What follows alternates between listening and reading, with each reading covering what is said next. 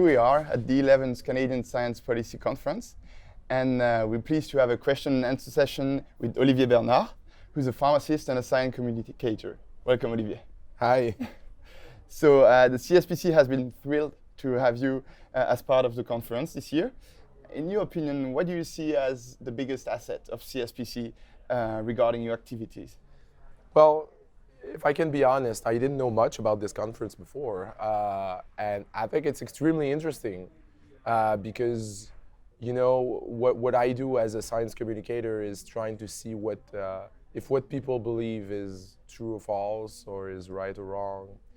And now that's one part of the job, but now there's another layer where you need to, you expect the government to think about science too, and to take good decisions based on evidence.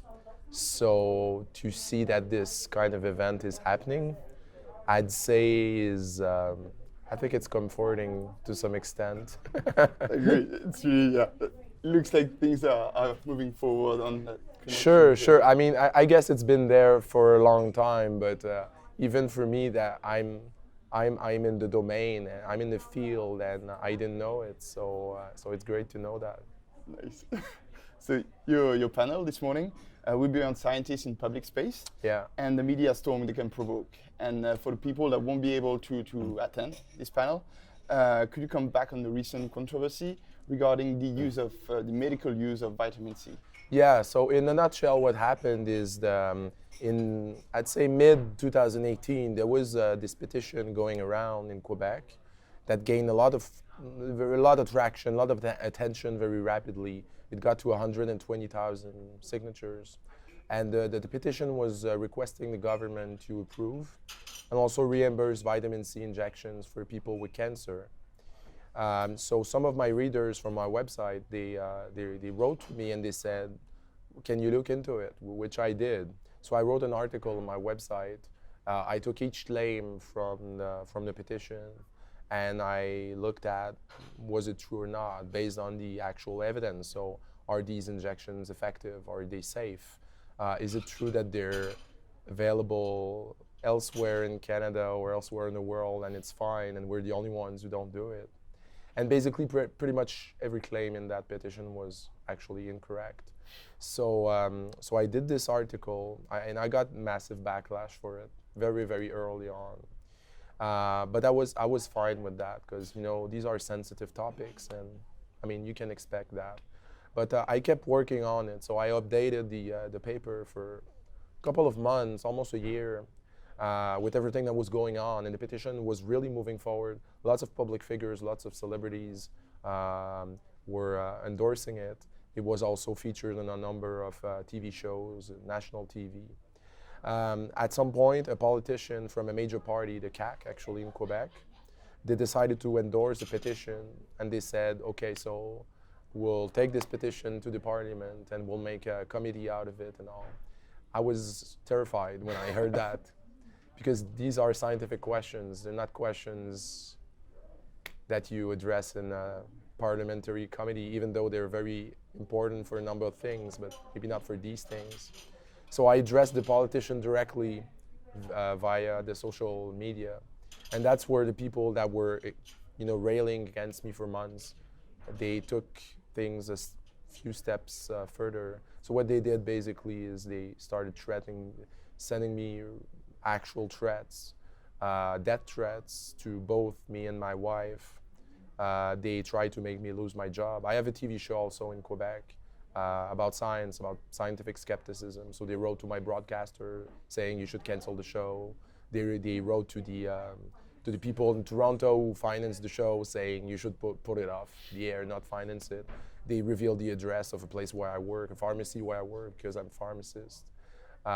So they invited people to make lodge complaints to my professional order. So number of things, and I have actual screenshots of people saying we're going to break him, you know, we're going to make him pay for what he did, which is kind of weird because, you know, as a science communicator, what you want to do is you want to state the facts, and hopefully people take them into account in their choices, but some people don't like it when you expose the facts like that. So that's pretty much the heart of the controversy. Yeah. Okay, that's really amazing how things can start burning really fast on the internet. I was wondering regarding that, like looking for information on the internet. Would you have something, one tip, one thing that the public could remember when they're having a look for information, especially medical information on the internet? What kind of advice would you give to? That's actually one of the questions I get asked the most often, and maybe you do too. I mean, all of us that are in the field of different areas of science, we get asked that question. How can I differentiate what's true or not on the internet? Even in the media, it's a very, very tough question.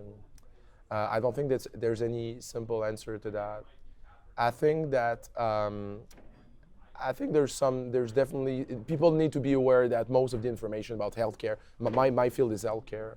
Regarding healthcare, most of the information out there is at best incomplete, at worst completely false. So I think that people should be aware of that first. They should also be aware that there are some companies and some people that it's actually their business model to push fake information. Yeah. Most people don't know that. So how can you fight against bad info, fake data, about bad information when it's actually a business pushing it? That's true. So people need to remember that. Now, what I decided to do, I mean, there's many different strategies we can have, and I'm sure here at the conference there's some good ideas being proposed, but what I do is I try to encourage people to develop their critical thinking. So there are certain types of arguments, certain types of certain types of claims, certain types of statements that you can recognize for yourself that they're not intellectually honest. Okay. And anybody can do that. I mean, you don't need to be a scientist to do that, Regarding that, I would really encourage our public to have a look at your website. Thank you. So the English version is called the Pharmafist. Yeah. And it's really complete. It's really, really worth having a look and getting deeper into that, how to look the information and demystification. Thanks a lot for your time that you took today talking with us, Olivier, and enjoy the conference. Thanks so much. Thanks.